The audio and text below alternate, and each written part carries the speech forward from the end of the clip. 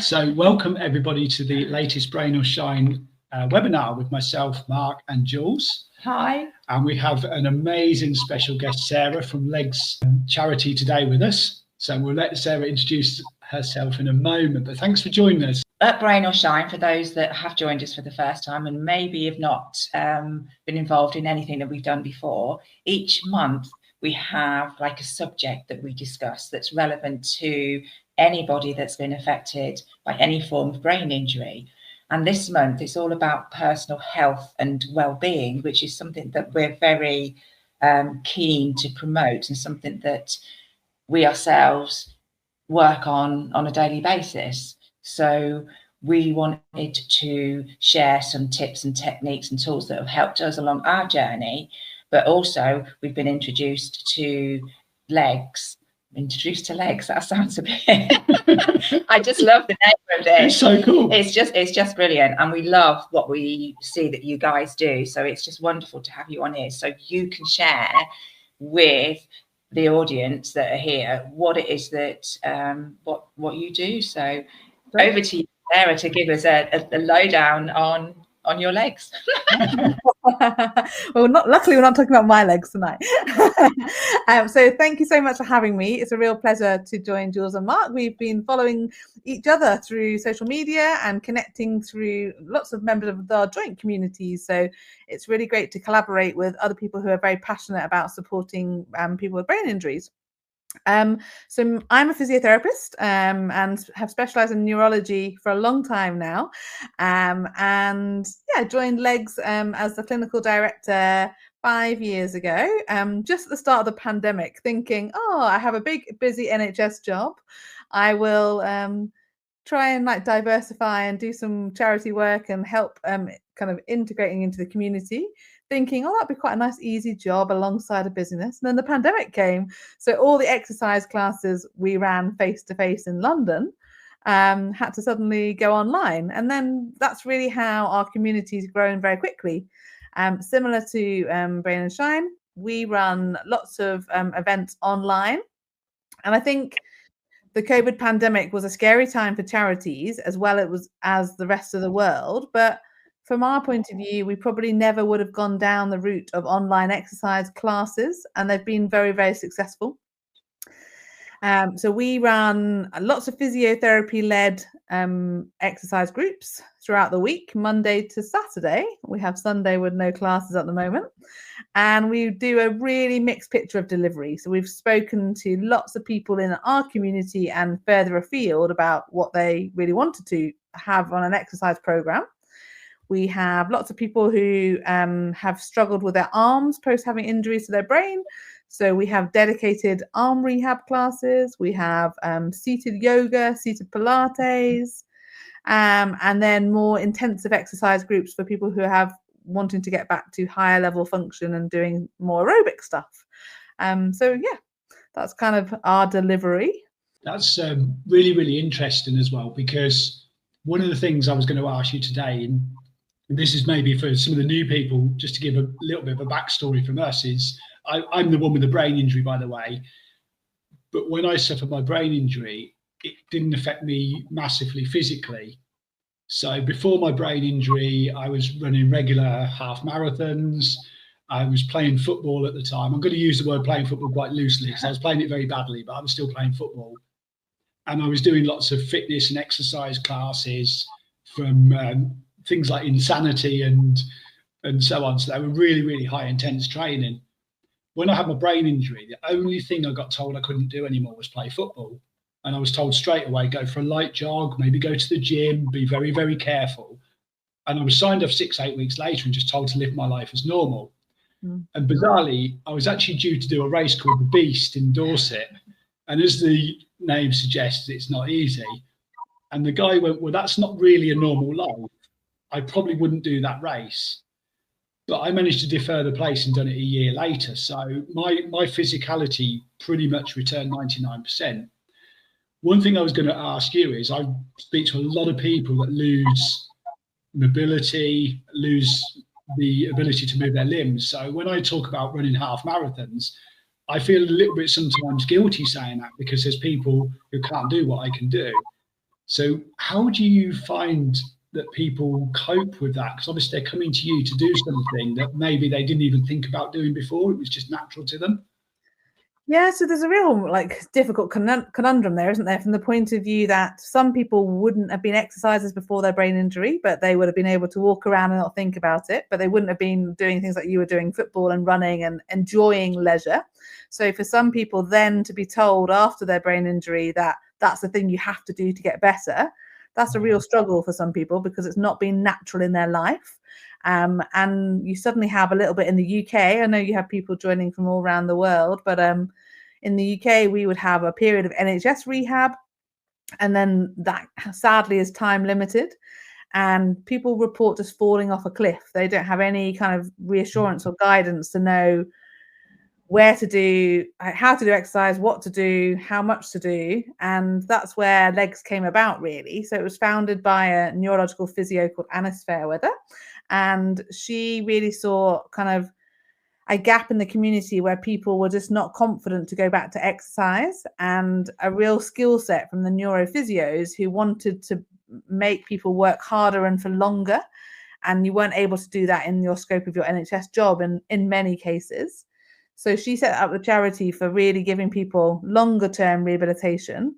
And how it's evolved over the recent years is to be able to support people of all different physical levels. So the fact that we have high level classes that are working on kind of intensive exercise and cardiovascular fitness. So then we have more seated exercises, but of a range of ability. So some people find that stretching and kind of yoga like exercises are more their thing. They'd like to do some mindfulness and breathing, and physio can really work very well in that sense. So we have a stretch and connect class, and then the seated Pilates is really attractive from the point of view you can work core strength if you're a wheelchair user. You can adapt lots of the exercises, and I think that's where at Legs we do a one-to-one assessment with everyone who comes through the charity, and that's just on Zoom as a quick kind of getting to know you, but also trying to work out what your goals are, what your movement like function is, and where you want to go to,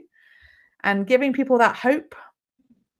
I see Anne Claire writes in the chat about what does Legs stand for. So we used to be called local exercise groups for stroke, and then we broadened out to be neurological conditions, because one of my biggest passions when I left working at the National Hospital for Neurology and Neurosurgery, which is one of the leading kind of centres in the UK,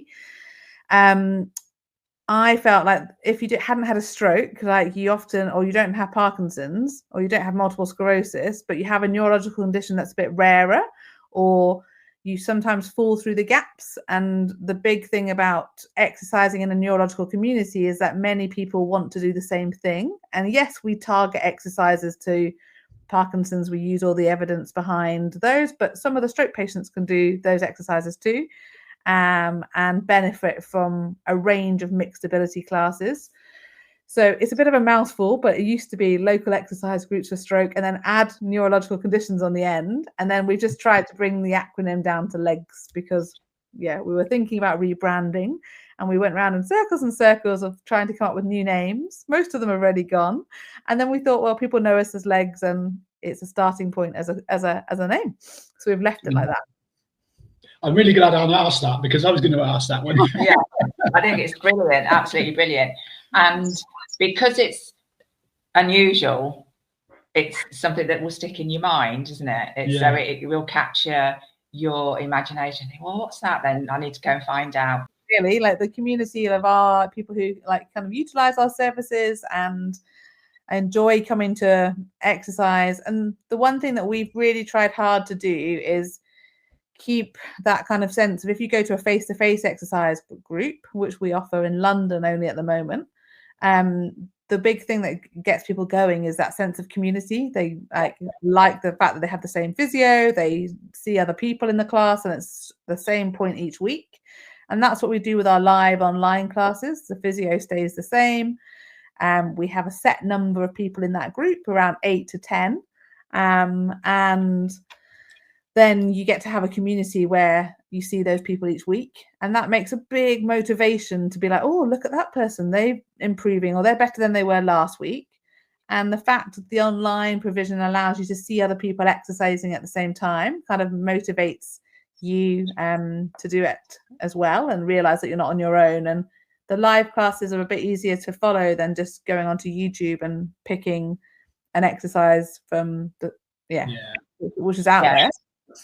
I remember doing it through lockdown, doing some live exercise classes. We actually, because although we run Brain or Shine, I'm also heavily involved with another charity in the UK, which is primarily for Northamptonshire, which is where we're from, and it's for anybody affected by breast cancer.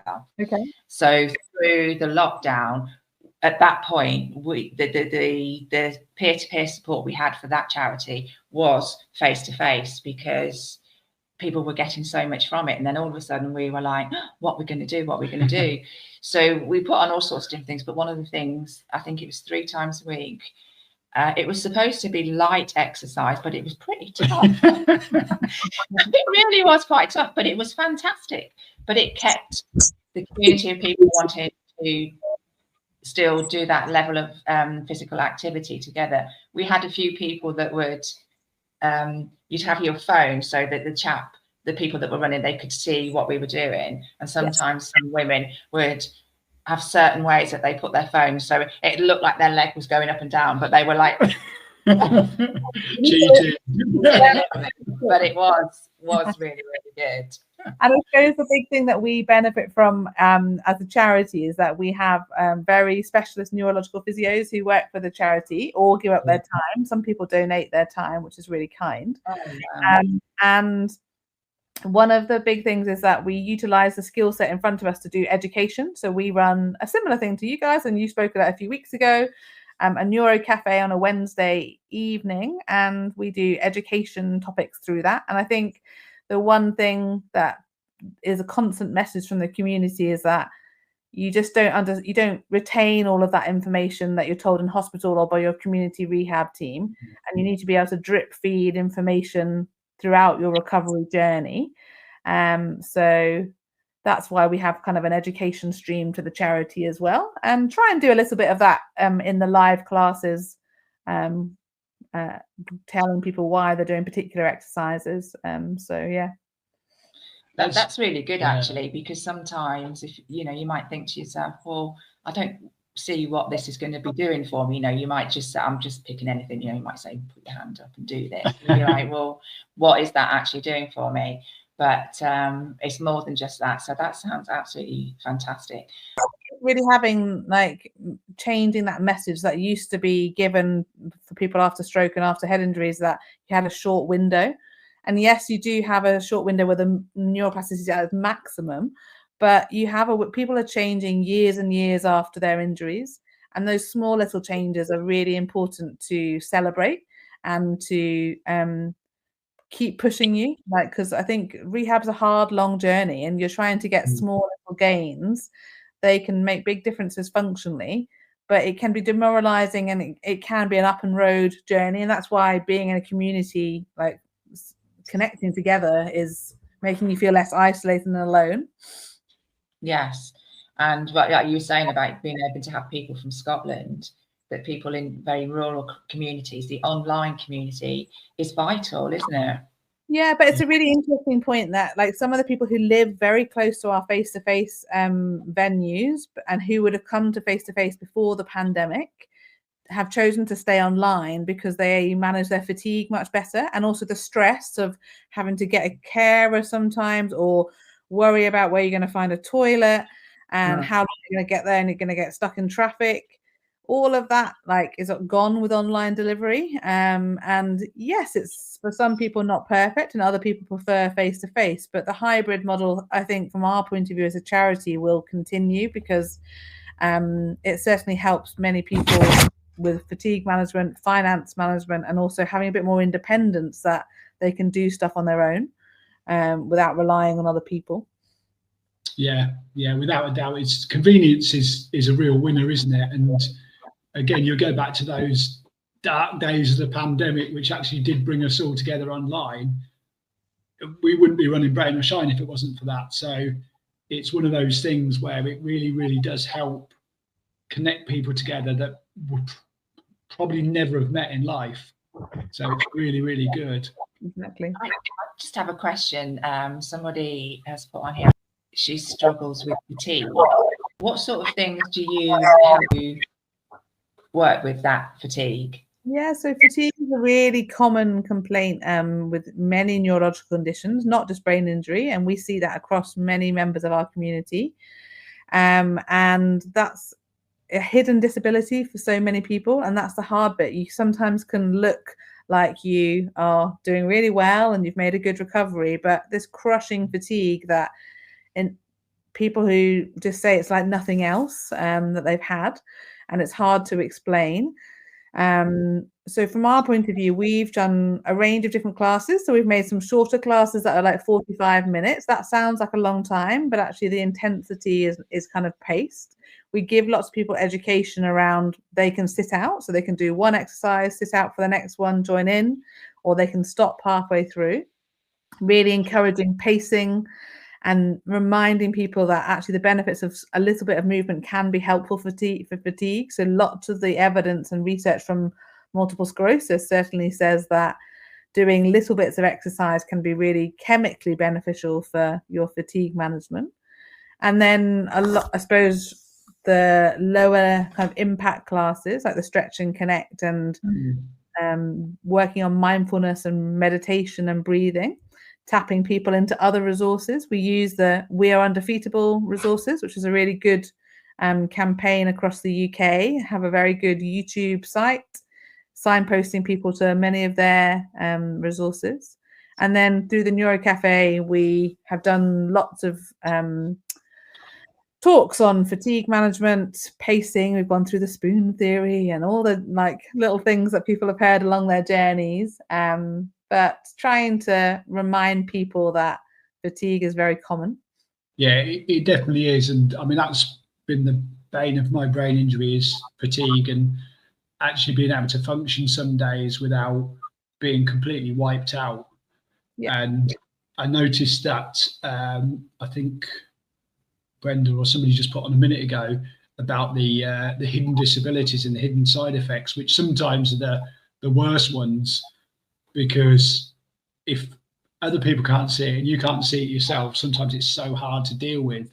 I can't believe that Brenda was told just to, I know what you meant, yeah, I've seen it down there, to fight against it. You can't. No. You can't fight against it. It makes it worse often because you just have this boom or bust cycle where you try and do everything and then you crash and fatigue even further, and then it's demoralizing, and then that affects your mood and your motivation, which makes your fatigue worse. So it's not fighting against it, it's about managing to learn your own strategies and then trying to do things that give you a little bit of joy, and get the natural endorphins and chemicals right, and finding that you take some empowerment and control over that fatigue management, but reminding yourself that your body will start to be able to do a little bit more. And that's where you have to learn to push yourselves into those next little barriers with support and guidance, really. Definitely. And Paul's asked a question about what your thoughts on his local neuro rehab centre prohibits people with brain bleeds from signing up to use their gym for 2 years. He thinks that might be right. Is that something that we need to be thinking about? He's coming up to 2 years, I'm guessing, since his. So that is certainly not a restriction like within any of the units that I've worked in, and it's a very blanket rule for someone who's had a hemorrhagic, because you could have had a whole hemisphere, like half of your brain bleed, or you could have a tiny bleed. So to have a blanket rule of 2 years, I kind of would want to be knowing why they would be saying that. Obviously, after hemorrhagic strokes, there's more precautions around blood pressure control with exercise. Some people have had like thinking about the amount of weight you lift overhead, and having that kind of venous return out to your brain is important, but there isn't and there shouldn't be a rule around 2 years. So I would question that a bit more with them, Paul, and certainly go to the guidelines of I'm not too sure where you are, so you can put in the chat where you live, but the guidelines wouldn't recommend that. Yeah, it's always weird, isn't it, when you get timelines? Because again, I mean, going back to my brain injury, I was sort of told after 6 months everything would go back to normal. I was certainly led to believe that. Yeah. And then it maybe take a year, well, maybe it'll take 2 years, and all these things will take time. And sometimes I never know where a timeline or a measure or something comes from. But we talked about hydration earlier, didn't we? And people always say you need to drink 8 glasses of water. And I think somebody just literally made that up one day and said, drink 8 glasses of water. There's no scientific proven that if you drink 7, it's worse than drinking 9 or something like that. And they didn't specify what size the glass was. Exactly. It could be a shot glass or a pint glass. That is very true. It's very true.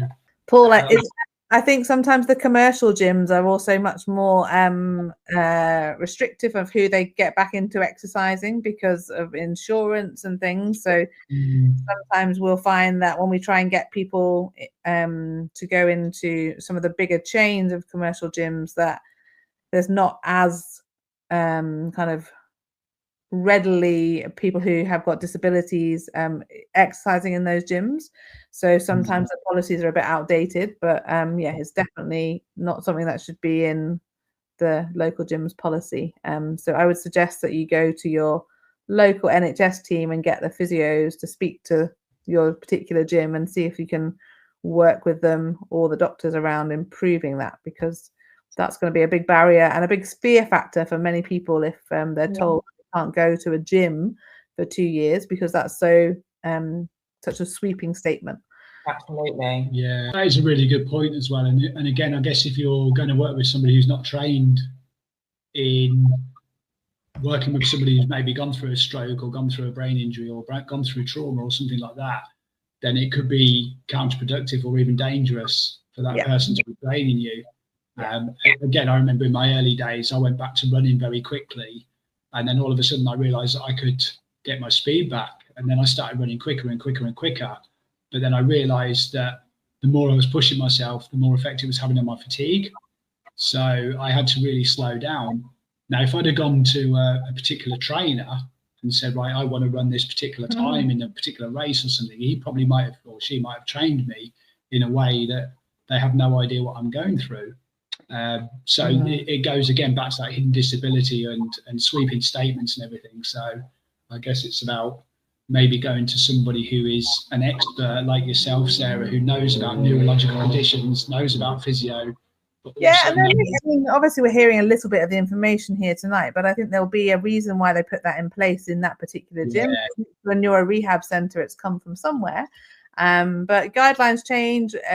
People are told to exercise at a high level now, and so yeah, it's probably just worth challenging it and making sure that it's kind of one of the things that I used to notice very much with Mark, he would come back from a race and I could tell straight away that he's really pushed himself, and I say to me, okay, yeah, it's great, and I was like, no, and he's like, how can you tell? Simply because his right eye would be drooped down. It's so bizarre. And that, to me, was an instant indication of, I need to get this guy to rest now, and he's going to take a few days at least for him physically and mentally to recover from he's pushed himself. He doesn't do it as much now, thankfully, but every now and again I think, oh, you've overdone it again, darling. We all do that in daily life, isn't it? And it's being kind to yourselves and being like, actually, like, we get it wrong sometimes. You're not going to be perfect, but also you need to find those triggers and identify what makes you feel very fatigued, and sometimes keeping a fatigue diary and writing things down and identifying your patterns, and then giving yourself a target to try and improve those. How many spoons can you use in a day, and thinking about increasing your time period from that 10-minute to 10-minute. When does it go to 11-minute and 12-minute rest? So varying it up a little bit for the body to have a little bit of variety as well, which is key. Absolutely. Yeah. And I think variety is good as well, because repetition of the same thing is good to start with, but you do need variety, because definitely. In neuroplasticity we do, so we need like repetition with variety. You've got to enjoy what you do as well, haven't you? Brenda's put a comment in there and said she finds it interesting that I feel guilty because I'm not as physically affected, and that can hinder recovery too. And it's true, Brenda, because there's been times where when I first went to a brain injury support group and I walked in the room and there was one guy in a wheelchair, there was a lady with sticks, there was a chap who could barely speak, and there was a girl that told me in her introduction that she couldn't stay awake for more than 2 hours a day. And I just sat there and thought, I did a race at the weekend. I actually literally had done this race the day before, and I felt really guilty. I felt I shouldn't be here. And when I explained that to them, I got reassured straight away that I was there for a reason. And the reason I was there is because I have a brain injury. So the acceptance, that's definitely gone away a lot these days. But when we do talk in Brain or Shine podcasts and in these webinars, and I'm sort of saying, oh, I've played sport this morning in a high intensity class. Sometimes you think I feel very fortunate that I'm able to do these things. So the guilt does kick in a little bit sometimes. We talk about a lot at Legs is like movement snacks. And I know like the sadly departed Michael Mosley used to talk about it a lot through his kind of podcasts. But movement snacks is like just thinking about chunks of tiny little windows of activity throughout your day. And that's a really good way to build it into your routine, making yourself just become a little bit less sedentary. And making yourself move throughout the day and giving yourself little snacks where you can do different things to improve your blood flow, decrease your stiffness of your body, but it will up your energy levels if you move a bit more. So if we're sitting down too much and resting too much, our energy levels can go the other way. So movement snacking is a really good concept to look into. Yeah, and just finding your thing, the thing that makes you have joy, has you move in your own way, whether you have a little kitchen disco, Sophie Ellis Bextor, or like rock on the radio. But yeah, really nice just to move in a way that is important to you. Definitely. For me, music is definitely a motivator. Yeah, definitely. Paul, thank you. That's a lovely comment as well. You just put in there about my recovery is motivational. That's really nice. Somebody wants to, you mentioned about your neuro cafe that you run. Yeah, anyone to join that, how do they join? Yeah, so anyone can join the Neuro Cafe. They just have to email the info@legs.org.uk and we can provide the link. We are a UK-based charity, so for our exercise groups and our resources, unfortunately, we only support at the moment UK clients, and some of that's to do with the Charity Commission and our kind of things as physios and insurance around managing safety and risk. But if you wanted to join the exercise groups, there is a membership fee. So you pay like similarly as you would do to kind of go to a gym. And the membership fee is £77 for like 11 sessions. So we do a block of 11 sessions. And we try and encourage people to do a whole block because that's where you're going to make physical changes and gains. If you just do one class here and there, you don't get a sense of community and also that kind of ownership of being able to turn up every week and kind of make those progress and someone to stretch you. But yeah, that's kind of how you go about joining, and all the information's on the website, which we can obviously send through to Jules and Mark in terms of resources. But yeah, have it here in front of me as well, so we can share that.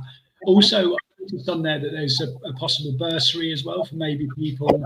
Yeah, people in financial hardship who are on kind of high level benefits. We are really fortunate where we do lots of fundraising to try and support as many people as we can who would struggle financially to make that commitment of being able to pay for the session. So it's about trying to have an equal and accessible service.